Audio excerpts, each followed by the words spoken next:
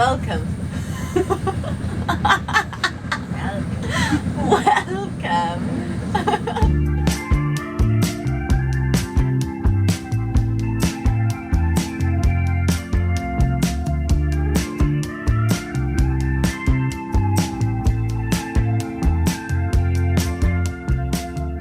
Good morning. We've just woken up in Milan and we're about to get ready and go and explore the city a bit. But I just wanted to chat a bit about how the train compares to flying when you travel between London and Lecce. And so I looked up how long it would take to fly, and you basically fly to a nearby airport, so Brindisi, which is like 35 minutes away. But from London Stansted to Brindisi, in total it would be about 8 hours when you factor in the time that it takes to get to and from the airports, and also the time that you need to leave for checking in and going through security and stuff. So basically a day of travelling. Realistically, there's not much you're going to fit either side of that. And the price between flying and getting the trains really wasn't that different. So I factored in how much it would cost for one return journey for one person. And so for the trains, this includes all 3 trains, and the prices start at £178, and that's the day train. So if you wanted to get the sleeper, it would be a bit more because you have to pay for either a couchette or a cabin. And flying looked like it would cost about £235. And so that includes the seat reservation, having any luggage in the hold or overhead, and also the transfer to and from the airports. So I'll put details of exactly how much our journey costs below and how you can book and stuff. But for now, we should probably get ready and go and explore the city.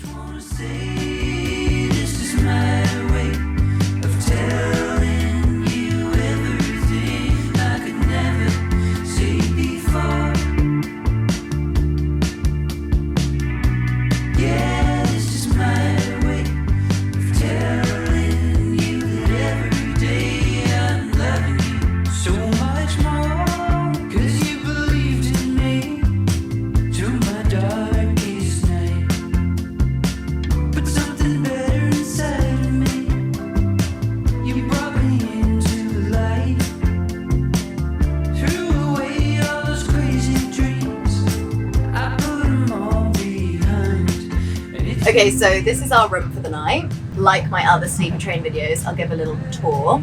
So this is the bottom bunk. This is the top bunk. Both come with sheets and a pillow, and we've got this like welcome pack thing. Oh, dental kit. What is that? Oh my god, they're slippers! Oh my god! They're slippers! Look how cute! Paper slippers! Okay, what else? Toilet seat covers. Essential, thank you. Hand sanitizer, cotton pad and earbuds, and a nail file. I think that's a wet wipe. Oh, we also got given water with cups. This stuff, taralini. The ladder to the top bunk here. We've got a sink here. You turn on the tap by using these like floor pedals. So we've got a mirror here with a shelf that we can put our stuff on. We've got hangers here. There's an interconnecting door here that I opened earlier, and we met a man. But we checked and he can't get in. Like, both of them have to be open for you to get in. So there's another shelf here. There's racks there for your luggage. More racks there for your luggage. Temperature control up here. Plugs here, but they're not the right size and we don't know why. So that's a bit weird. Bin here, window here, and you can open the top of this window, which is great. There's also a panic button which the guy brought in, so I assume you just press that if there's any emergencies. But we're not going to have that. The strangest feature is probably the mirror here. Hello. But yeah, it's really cute, it's pretty comfy. This is a cabin room. You can get a couchette room, which is a little bit cheaper, so I went to look at one of those earlier. The toilet is at the end of the corridor. Okay, so now I think we're gonna maybe watch a show, do some reading, and get ready for bed. I'll see you in the morning.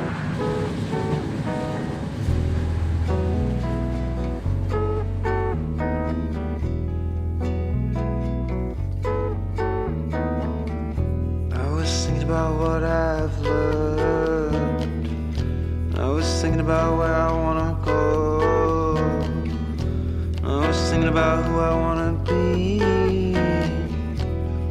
So I pulled out my phone and I called my mom and everyone I wanted to be. And I told them I wanna be someone else, but I've never wanted to be anybody but me. Hello, it is the next morning now. It's about 7:30, so we've got about an hour and a half until our train arrives. I forgot to say what time our train left last night. So the train left at 10 to 8 in the evening and we're going to arrive at 9:25 in Lecce. I'm not going to lie, neither Emma and I did sleep that well. We both just really felt like the shaking of the train on the tracks and the noise. And she didn't even have earplugs, so she probably slept worse than me.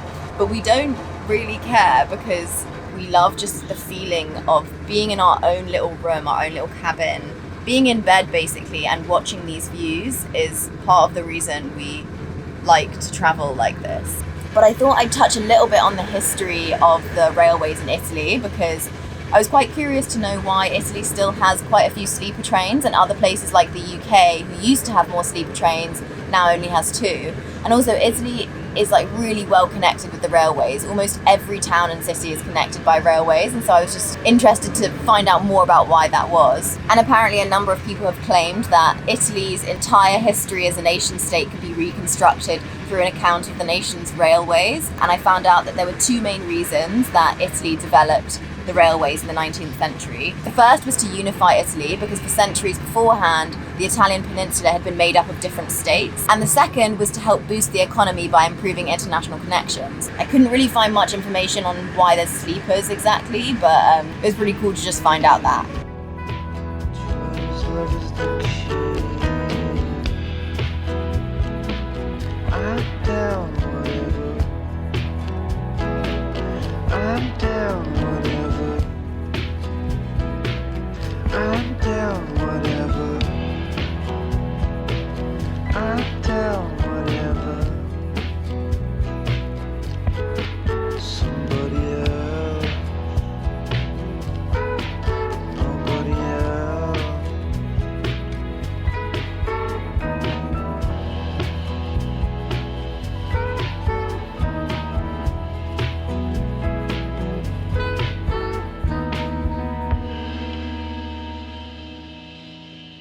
Okay, so we've just arrived in Lecce. Thanks so much for coming along on this journey. I'll put more details of the trip in the description below. Any questions, just pop them in the comments, and I'll see you soon.